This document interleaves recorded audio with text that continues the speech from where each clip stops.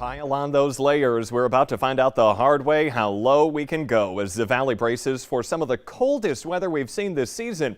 And when temperatures plummet like they are this morning, small steps can help you save thousands of dollars in potential damages to your home. The Valley Today's J.C. Dodd joins us live this morning with an important reminder before you head out the door this morning. Good morning, J.C. Good morning, Jordan. That's right. On days like today, where it is just absolutely frigid outside, one of the most common causes of property damage is frozen pipes. And now they can happen to anyone, and it can cost up to $5,000 in damages. Now, I spoke with fire officials who say they're most commonly associated with manufactured homes, but homeowners and businesses are not immune to it. Now, I want to talk about pipes on interior unheated walls. We're in a basement right now, but also think about your garage and your attic. These pipes being on this wall, there's negative 30 degree temperatures just outside of here, and these pipes are frozen to the touch. So how do you keep them from freezing? Well, the first step, I'm sure you've heard this dozens, probably hundreds of times in your lifetime. You want to have that drip. That'll help prevent that pipe from freezing. Also, if you're in a manufactured home, you've probably heard of heat tape. Today is a great day to check for cracks in that, rodents chewing on exposed wires, because you want to make sure that heat tape is working properly today to prevent anything like pipes freezing and eventually bursting. Another point I want to point out is fire officials say do not put any heating sources underneath a manufactured home because there's a lot of flammable insulation down there that could easily catch fire and spell disaster for you. Now, before you head out the door, you want to open up all those kitchen cabinets, make sure everything warm air can be exposed in there before you head out the door. Get that drip going like we have right now. And if you do think that you have a frozen pipe or possibly something going wrong, call a plumber and shut off your water from that water heater or from the water main line as soon as possible. Some tips that could save you thousands of dollars on this cold day. J.C. Dodd reporting live. Thank you. And it is cold out there. You know what? When you walk out the door, you can probably even feel it against your walls and windows. But Lisa Green lets us know just how chilly we are. Yeah, it's that kind of cold that somehow finds a way to seep into your homes, into your bones too, if you're out too long here. So keep in mind that it's going to be one of those extra dangerous days here in the valley on our first alert weather day today. We've got a wind chill warning in effect until noon. So that tells you we're expecting to see some of our lowest wind chills during this first half of the day. That's in purple. If you're not in the warning, you're in a wind chill advisory. So we're all dealing with some type of extreme cold here this morning. In Fargo, looking rather cold out there with the exhaust coming off the buildings here as those furnaces are working hard to keep us warm. Here's a look at our temperatures. This is air temperature. This is not wind chill yet. We're looking at 26 below in Fargo, 30 below currently in Grand Forks. It's 28 below in Thief River Falls. Bemidji, one of our coldest spots, at 35 below right now, and it's 24 below zero in Fergus Falls and 26 below in Devil's Lake. So everybody's in that frigid range.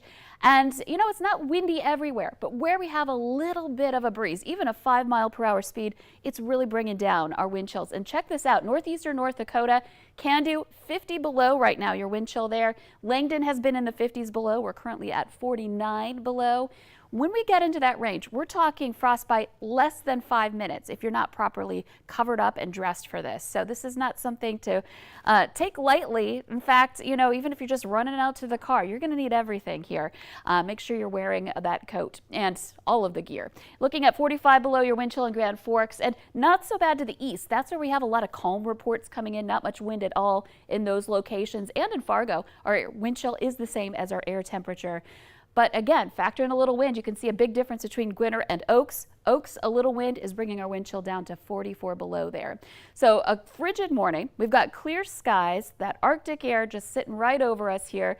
And as we make our way through the day today, we'll start to see those temperatures come up. Here's our forecast for Fargo. We'll get into the single digits below zero for the afternoon. Mostly sunny skies through much of the day, but this south wind will start to kick in. So that's going to start bringing in some warm air. But as it's starting to pick up in this morning, and we still have our temperatures as low as they are, that's where I'm concerned about still seeing wind chills 40s to even 50s below, potentially even into mid-morning. So this is something we're going to be dealing with for a while. Grand Forks, we're looking at conditions that are just as frigid, even colder in Grand Forks right now. And we're looking at the same situation, warming back up into that 8 below range for this afternoon and seeing that wind picking up as well. Later tonight, a minor system moves through. Kicks up a little wind. It'll also bring us a light coating of snow for some tomorrow morning. This one won't be the big one. We're looking at Friday, seeing another system bringing a chance for a few inches of snow. We'll warm up, but it's going to be a strong wind with that too. So if you're traveling, you'll want to check back with us on that system. And here's something to look forward to. Some 30s on the way for next week to enjoy for several days in a row. But until then, it's tough out there, guys. Make sure that you are finding ways to stay warm and stay safe. Yeah, for sure. Lisa, thank you this morning. And our extreme cold overnight and this morning, as Lisa was talking about, is making for packed homeless shelters across the valley. Shelter managers say even people who generally stay outside most of the year knock on their doors for help when it gets this brutally cold. If someone doesn't have any place else to go, we don't turn people away because we know that the temperatures that we have now aren't compatible with human survival. Pastor Sue Kesterman with Churches United says their shelter had almost 500 more people in 2021 than in 2020. Many of those are families. She says the increase in need means organizations like hers need more volunteers and more funding to be able to provide for everyone. City of Hallstatt, shelter in place, possible armed suspect, named Jeremy Kostet. If seen, call 911. Do not approach. That was the message that went out during a tense couple of hours in Halstead, Minnesota. They were looking for a man who is now in jail, and a woman is critically injured after an assault in that small town. The Norman County Sheriff's Office says 32-year-old Jeremy Costi is in custody for assault and burglary, and a woman that he's accused of attacking was airlifted to Fargo for treatment. Police were called to one apartment on the west side of Halstead yesterday afternoon around 4, and they found the victim with serious head injuries.